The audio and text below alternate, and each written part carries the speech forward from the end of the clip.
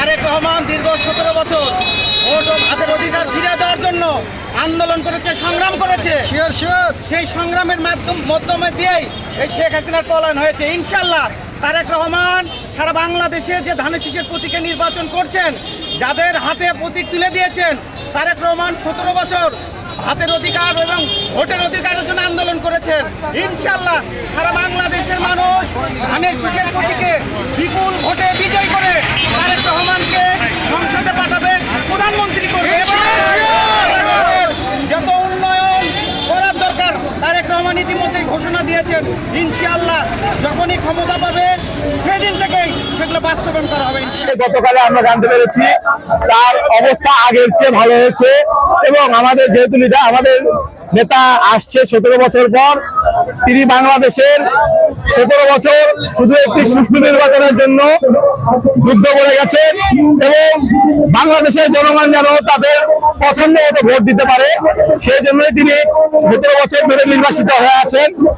সেই 17 বছরের ফল আমরা পেতে চলেছি ইনশাল্লাহ। 25 তারিখে বাংলাদেশে তারেক রহমান আমাদের লিডার আসছে এবং উনি ওনার মাকে সহ নির্বাচনী প্রচারণায় থাকবে, সে আশা ব্যক্ত করেছেন।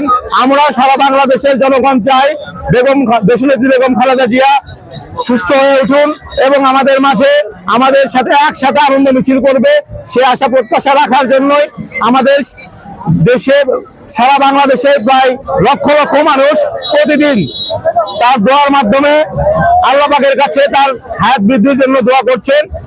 তারই ফলশ্রুতিতে তিনি আল্লাহ পাকের অশেষ রহমতে আগের চেয়ে এখন একটু ভালো আছে। আমরা আশা করছি খুব শীঘ্রই তিনি ইনশাল্লাহ আমাদের মাঝে ফিরে আসবেন এবং তারেক রহমানকে সাথে নিয়ে আমরা একসাথে আমাদের নির্বাচনী প্রচারণা চালাবো ইনশাল্লাহ।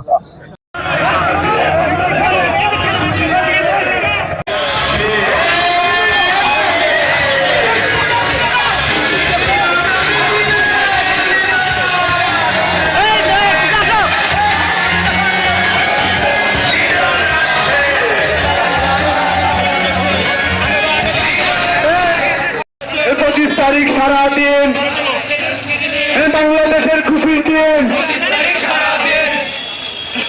তারেক রহমানের আগমন ও শুভেচ্ছার স্বাগতম।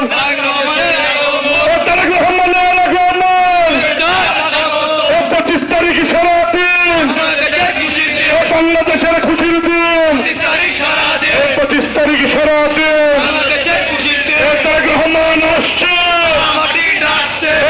মাটি ডাকছে, তারেক রহমান আসছে, মাটি ডাকছে। 25 তারিখ সারাদিন জনগণের খুশির দিন, 25 তারিখ সারা